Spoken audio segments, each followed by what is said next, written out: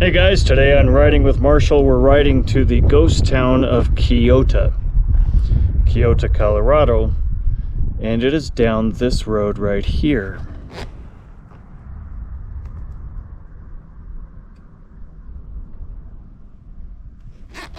And I don't mind the gravel because I'm in a Jeep.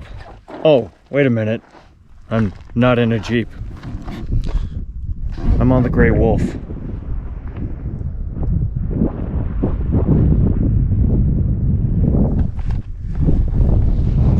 You see we got some bugs splattered on there really good too. Wow, look at that bug. That's like a grasshopper. Wow, it's gonna be hard to get out of there. All right, let's go show you Keota, shall we?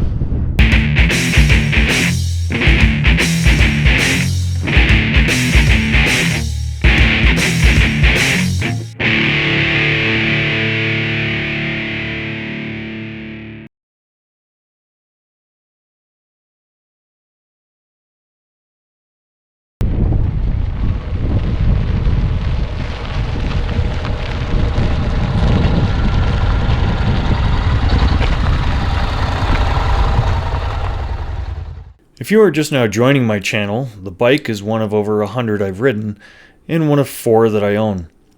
And those 4 seem to change yearly. This is a 2016 Honda NC700X, moderately outfitted for fire roads and such. It has half of a Honda Fit engine, the car, and although not nearly as powerful as a Yamaha T700, it gets me 65 miles to the gallon. This one is also a DCT, or automatic. I'm actually rather happy with it. That said, there's another reason I'm on it today. One of the cornerstone individuals of Keota, Colorado was a motorcycle rider. Clyde Stanley rode an Indian motorcycle all around these parts to collect news and photos for his newspaper. He didn't have paved roads in the early days, so I'm taking County Road 103 instead of the paved Road 105 to get closer to his view of Keota. We'll come back to Clyde in a few minutes.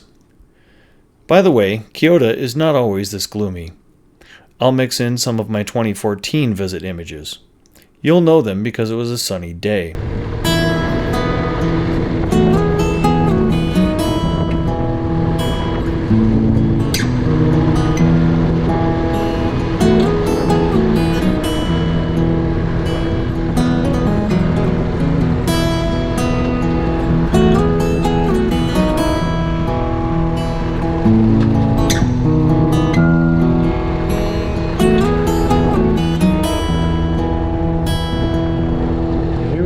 Shelter if I need it.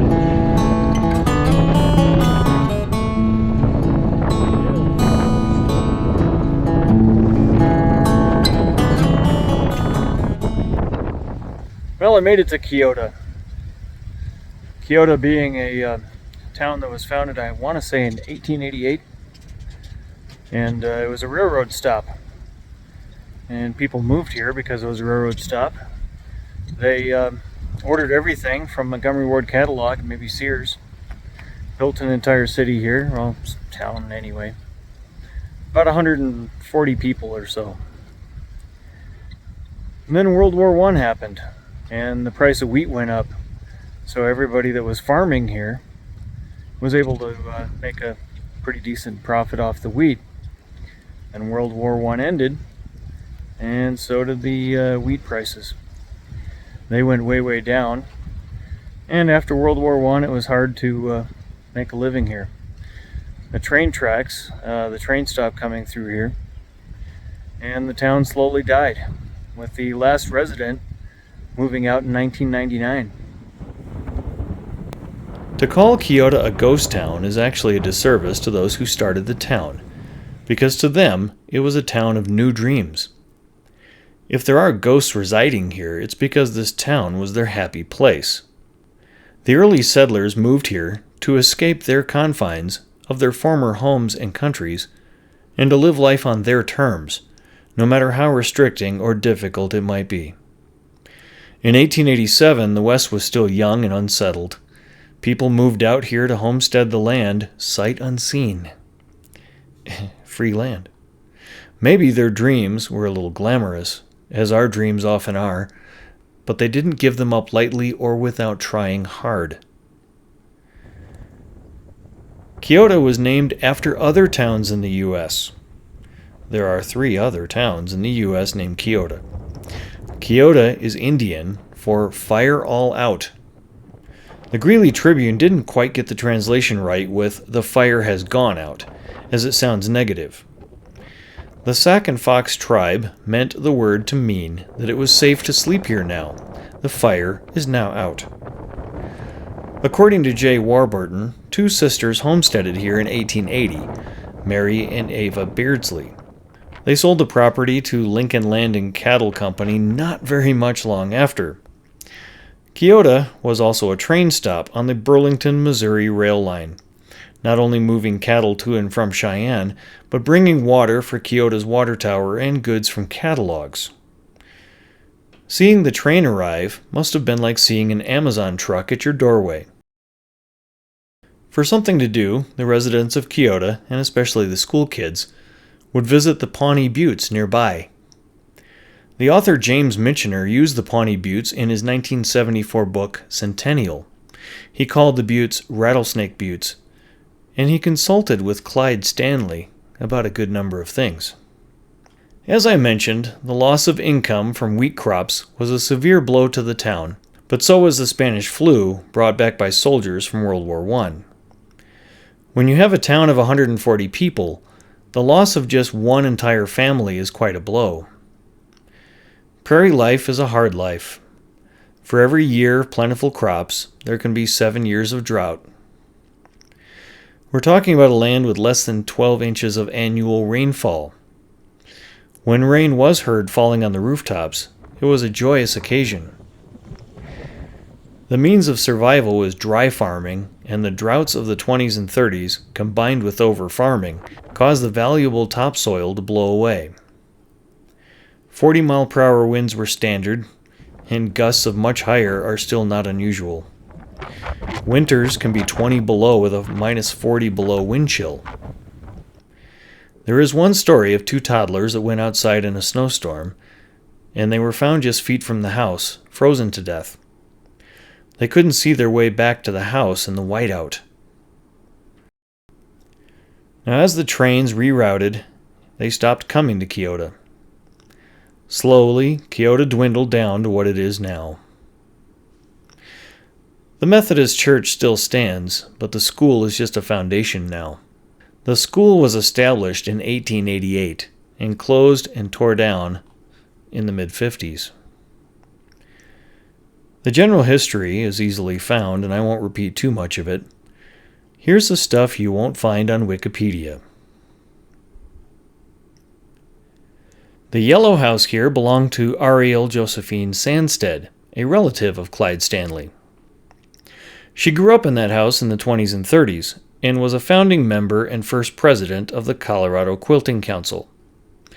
Obviously, quilting was her passion, and there are many quilting books and magazines in this house, along with modern coffee and even Pringles cans. She kept up the house after moving to Sterling, and hosted annual quilting bees. To see inside this house, I'm going to point you to another YouTube video. Dean and Betty Bivens were supposedly the last 2 residents of the original Keota, although there are a few new homes and outbuildings around the outside of town now. Dean maintained the roads, and Betty became known as the Keota Witch because she shooed away vandals. I'm on her side with this. Why are there vandals? Parents, can we not raise our children with a proper view of right and wrong? A view of respect for other people's property? The Sandstead house has been vandalized since my last visit here in 2014. Thank you to whomever painted over their tags. Anyway, Dean died in 1997 and Betty in 2010. The house where they lived has since burned down, but their son Rich still owns the property. Charlie Lee took over maintaining the roads. His name is on this mailbox, and faintly, still on the water tower. Charlie, what were you up to?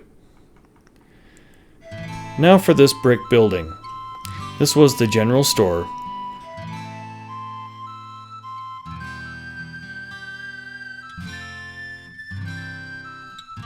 Later, the post office, and the printing office of Clyde Stanley, a man who kept his finger on the pulse of Keota.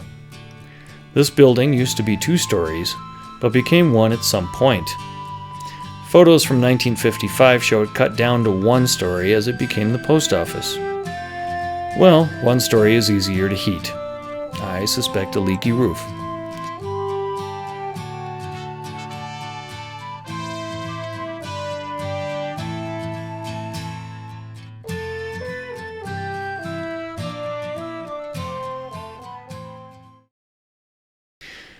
Now about Clyde. Clyde joined his family in 1910 to homestead about 320 acres outside of Keota. That would be 2 homestead lots. From 1911 to 1922, he ran the Keota News. And he also ran the Wayside Press for 20 years. He took over the general store and the post office. He was the land commissioner for 4 5-year terms. He lived there for 63 years until leaving Keota in 1973 due to his failing health. He died in 1976, and he is buried in the Keota Cemetery. This wooden house, now in shambles, I presume to be his, and it's built right up against the post office. I have to appreciate the man. Although I'm no great achiever, I can relate to him riding his Indian motorcycle all over the plains to take photos. Is Keota a ghost town? Well, the town is one big ghost, a waning spirit of a plot of grass that so many generations of families put their lives into developing. What's left of the town gets some attention now and then, but like all of us, depreciation and decay will have their way. If you stop by here, please take a moment to appreciate the lives that have come and gone in this place, their struggles, their celebrations, and the effort they made to create a world for themselves. Keota doesn't have any ghosts, but it has many memories for those who will seek them. And if anybody would like me to ride with them and show this place off, let me know. In the meantime, thanks for watching.